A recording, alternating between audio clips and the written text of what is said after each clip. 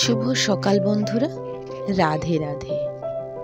সমস্ত ধর্মের সারমর্ম শ্রীমদ্ ভগবদ গীতায় আলোচনা করেছেন। শ্রীকৃষ্ণ মুখ নিঃসৃত বাণী তাই আজও যুগে যুগে সমানভাবে পূজিত। মহাভারতের একটি অংশ হল গীতা। ধর্মীয় বিশ্বাস অনুসারে স্বয়ং শ্রীকৃষ্ণ মুখ নিঃসৃত এই বাণী গীতাকেই শ্রেষ্ঠ জীবন দর্শন মনে করা হয়। গীতায় জীবনের নানা দিক সম্পর্কে পরামর্শ ও উপদেশ দিয়েছেন কিভাবে একটা মানুষ সফল জীবন লাভ করতে পারে, কিভাবে মানব জীবনে সফলতা মিলবে, বাধা বিপত্তি থেকে কিভাবে মুক্তির পথ মানুষ বাতলে নিতে পারবে। ঈশ্বর আপনাকে সমস্ত সমস্যা থেকে মুক্ত করতে পারেন।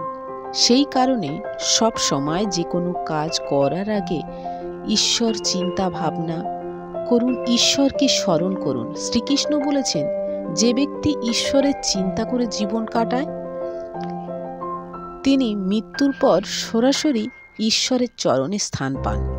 আপনি যদি বুদ্ধিমান ব্যক্তি হন তাহলে নিজের বুদ্ধি বিচার বিবেচনা কোনো সৎ কাজে ব্যয় করুন।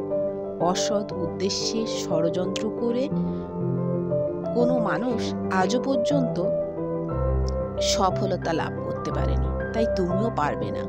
স্বার্থহীনভাবে সমাজের জন্য ভালো কিছু করো, এর ফলে তুমিও যেমন সম্মান পাবে তেমনি প্রসন্নতা অনুসারে ভগবানও তোমায় সঠিক পথ দেখাবে। গীতায় শ্রীকৃষ্ণ বলেছেন যে আমাদের কাজ হলো একরকম শস্য। আমরা যখন আমাদের কাজের মাধ্যমে যে ফলনের জন্য রোপণ করি, ভালো কাজ করলে আমরা ভালো ফল পাব, আর খারাপ কাজ করলে তার ফল সবসময় খারাপই হবে। তাই চেষ্টা করুন নিজেকে সব সময় ভালো কাজে সংযুক্ত করতে, খারাপ কাজ থেকে সর্বদা বিরত থাকতে। রাধে রাধে।